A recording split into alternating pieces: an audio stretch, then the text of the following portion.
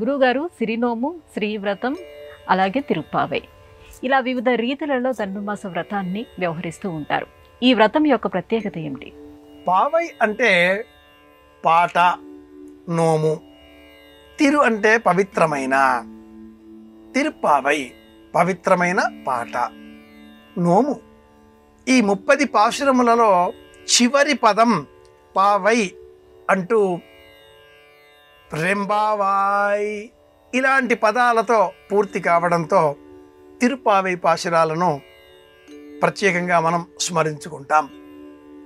ఈ 30 పాశురములలో ఆశ్రయ దశ, అభిముఖ్య దశ అనేవి రెండు ప్రధానమైనవి. ఆ పాశురములలోని మొదటి 5 పరిశీలించినట్లయితే ఈ 5 ప్రకృతి వర్ణన ఉన్నది. మనల్ని మనం పరిశీలించుకోరాదు, మనల్ని మనం అలంకరించుకోరాదు. 6వ దశ నుంచి 16వ పాశురం వరకు ఆలయానికి సంసిద్ధమై ప్రయాణం చేసే నిమిత్తమై వెళుతూ అందరినీ తీసుకువెళ్ళాలి. 10 మంది ఆచార్యుల బోధనలను వింటూ వెళ్ళాలి. ఈ దేహంలో ఉండే కర్మేంద్రియాలు 5, జ్ఞానేంద్రియాలు 5 వెరసి 10 ఇంద్రియాలపైన ఆధిపత్యాన్ని పొంది స్వీకరించి ఈ కర్మలను అవి చేయకుండా అన్నింటినీ పరమాత్మ వైపు మార్చే విధంగా, మరల్చే విధంగా మన ప్రవర్తన ఉండాలి. ఆ తదుపరి మనం అలంకరించుకోవాలి. కంటికి కాటుక పెట్టుకున్న, పెదవులకు అలదుకొన్న, చందనం వేసుకున్న, అలాగే బుగ్గలకు, శిరోజములకు, పాదములకు, పారాణి సర్వ అవయవములకు మనం చేసేటటువంటి అలంకరణ సేవలు పరమాత్మ దర్శనం కోసమే. పరమాత్ముడు నన్ను చూస్తాడు, ఆయనను నేను చూస్తున్నాను, నాబోటి వారు అసంఖ్యాకులు. ఇంతమందిలో స్వామి నన్నే చూడాలి అంటే నాలో ఒక ప్రత్యేకత ఉండాలి. ఇది అభిముఖ్య దశగా ప్రత్యేకంగా ఈ సిద్ధాంతం వివిధ రూపాలలో ఆ స్వామిని స్మరించే పద్ధతిలో ఒకటిగా బోధించింది. కనుక తిరుప్పావై పాశురాలను అధ్యయనం చేసే సమయంలో ప్రకృతిని పరిశీలించవలసి ఉంటుంది. గోవు పాలు పిదికే సమయంలో వచ్చే ధ్వని కూడా కృష్ణ కృష్ణ అనే శబ్దంగా మనం వినగలగాలి. తెల్లవారుజామున పక్షుల కిలకిల రవములలో కూడా కృష్ణ శబ్దాన్నే మనం స్మరించగలగాలి.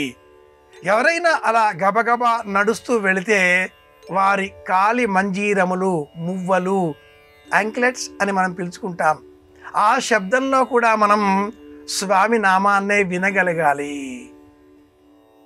ఎంత అద్భుతంగా ఉంటుందో ఈ స్మరణ అంటే, దవ్వుల వేణువు సవ్వడి వినిన నీవు వచ్చేవని నీ పిలిపేనని అనేటటువంటి దేవులపల్లి కృష్ణశాస్త్రి గారి గీతం జ్ఞాపకం రాక మానదు. అలాంటి మధుర భక్తిని మనం అనుభవించాలి అంటే కృష్ణానుభవం అన్న పేరిట కృ అంటే అపరిమితమైన, కృష్ణ అంటే ఆనందం, అపరిమితమైన ఆనందాన్ని అందించేటటువంటి కృష్ణ అంటూ మనం పిలవగలిగితే శ్రీకృష్ణ శరణం మమ. అద్భుతమైనటువంటి ఆలోచనలు మనకు కలుగుతాయి. ఆ పుష్పమాలికలో ఒక పుష్పంగా మన ఆలోచనను మనం దైవ సంబంధితంగా మార్చుకోగలుగుతాం. మహిళలలో ఒక ఆలోచన ఉంది. ఆలస్యంగా వచ్చిన అమ్మాయి ముందుగా సంసిద్ధులై వచ్చిన అమ్మాయిలతో నేను ఆలస్యంగా వచ్చాను అని తన తప్పు బయట పడకుండా, నేను వచ్చి చాలాసేపు అయింది, మీరు వచ్చినట్టుగా నన్ను పిలవరా, నేను ముందే బయటికి వచ్చి మీరు ఇంకా ఎవరూ రాలేదు లోనికి వెళ్ళాను, మిమ్మల్ని చూస్తూనే ఉన్నానులే, ఆలస్యం అయిపోతుంది పదండి అంటూ గబగబా ముందు పెడుతుంది. ఇలాంటి అతి రమణీయమైన ఆలోచనలను కూడా మనం తిరుప్పావై పాశురాలలో గమనించవచ్చు.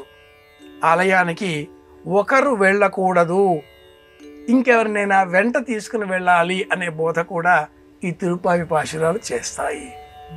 12 ఆళ్వారులలో వారందరూ చేసినటువంటి పాశురములలో 4000 దివ్య ప్రబంధంగా చెప్పబడినటువంటి 4000 పాశురాలలో ఈ 30 పాశురాలు ఎంత ప్రత్యేకమైనవి అంటే, వీటిని స్మరిస్తే చాలు శరీరం రోమాంచితమవుతుంది, మనస్సు మధుర భక్తితో అందరిలో కూడా మనం స్వామినే చూడగలుగుతాం. అందుకే ధనుర్మాసం, అందుకే తిరుప్పావై.